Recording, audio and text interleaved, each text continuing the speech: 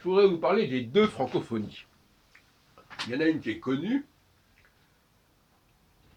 et une autre qui est moins connue et qu'il faut activer et découvrir.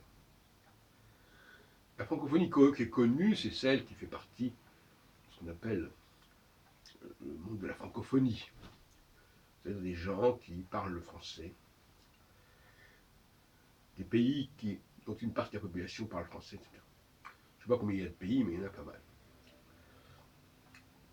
Alors cette francophonie-là, on la connaît bien, et c'est elle qui alimente les masses d'immigration vers la France. À partir de l'Afrique notamment, mais aussi à partir de l'ex-Indochine, le Vietnam notamment. Mais il y a une autre francophonie, dont j'ai parlé déjà depuis aussi longtemps, mais pas exactement dans cette perspective. L'autre francophonie, c'est celle qui concerne l'influence du français sur d'autres langues. C'est un autre mode de colonisation. Et la première francophonie colonisée est le résultat de la colonisation, quelque part, colonisation des peuples. Et la deuxième francophonie, c'est la colonisation des langues.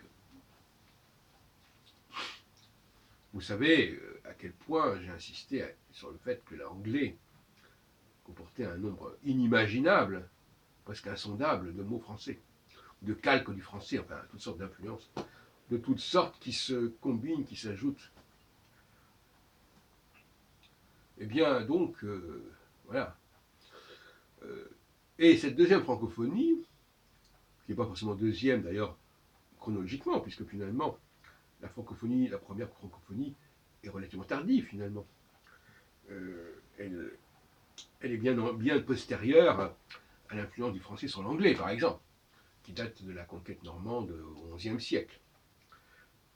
Donc, on n'est pas dans les années 1600-1700 des grandes découvertes. Donc, cette francophonie qui concerne l'Union européenne, notamment, qui concerne l'Europe, l'Europe appartient à cette seconde francophonie. Et l'Afrique appartient à la première francophonie, pour situer les choses. Et la question pour nous, Français, est de savoir si nous devons plutôt aller vers la première ou vers la deuxième francophonie. Jusqu'à présent, on était allé plutôt vers la première francophonie. Et maintenant, je souhaiterais que nous allions vers la deuxième francophonie. Parce que la première francophonie pose beaucoup de problèmes. Notamment des problèmes d'ordre religieux, puisque les populations africaines sont en partie marquées par l'islam. Et deuxièmement, d'ordre, disons, ethnique.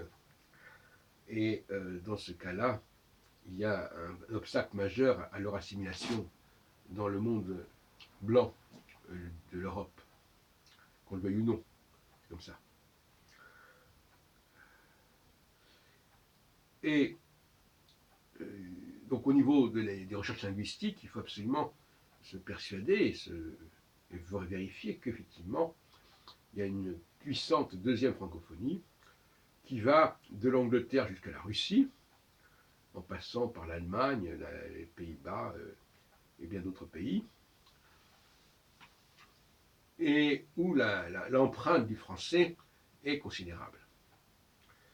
Ce qui fait que par rapport à la langue française, écrite en tout cas, sinon orale, parce qu'oralement, il peut y avoir aussi des surprises, mais écrite, la plupart des pays européens reconnaissent un très grand nombre de mots français dans leur propre langue.